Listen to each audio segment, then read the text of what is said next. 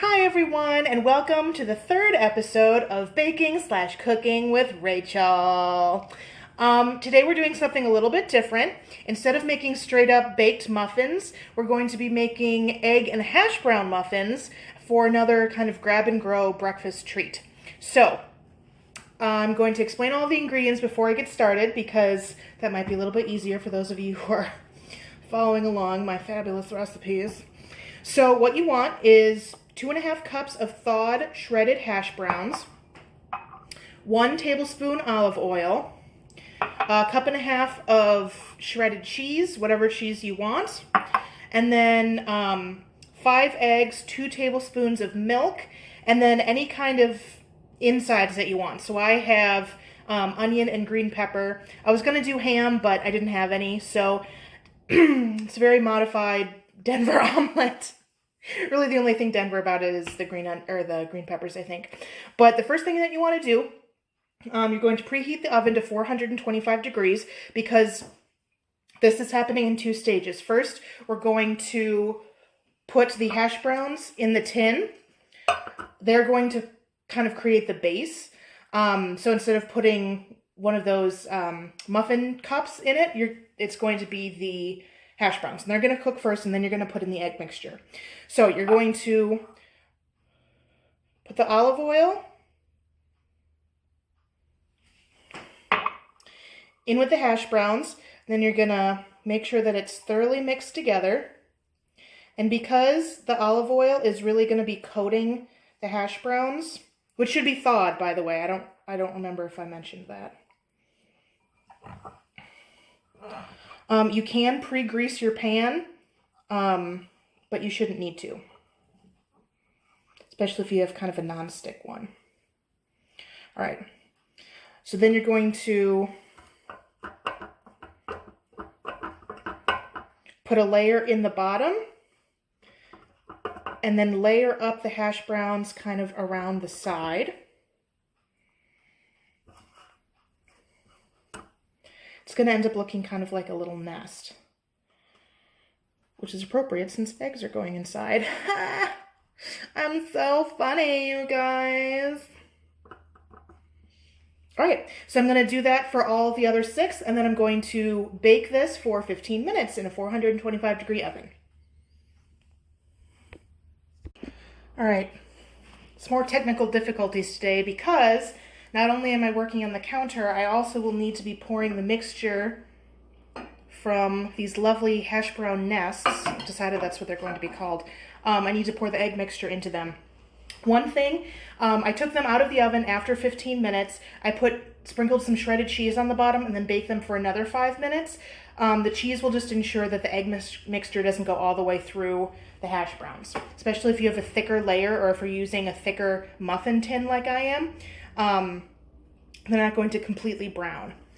And more, okay, there we are. So I have my eggs, and into my eggs, I'm going to add my milk, my onions, my green peppers,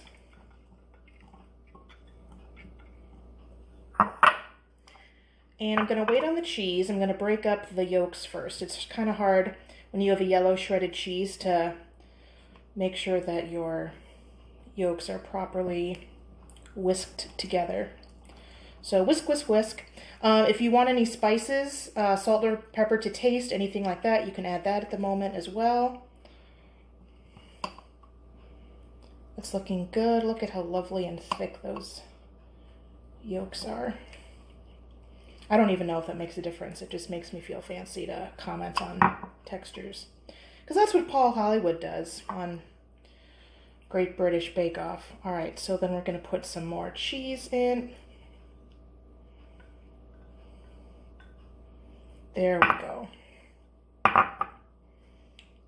Then you're just kind of fold the egg mixture, fold the cheese into the egg mixture.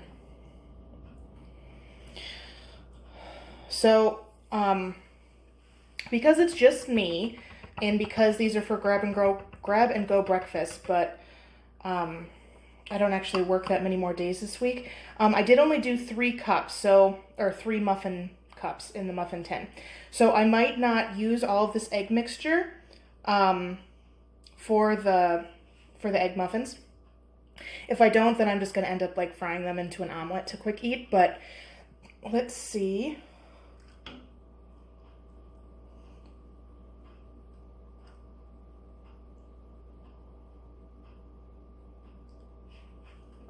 Kind of a delicate process, especially with all of these toppings. It makes it kind of easy to overfill. Oh, looks like that's a perfect amount. Maybe a little bit over the top. But if you know me, you know that I am nothing if not over the top. All right. So now this is going back in the oven to bake for another 15 minutes. It's still on 425. I put all of my cheese into the egg mixture. If you wanted to wait or even just put some extra on top, you can do that. But let's see how it looks when it comes out. The timer just went off.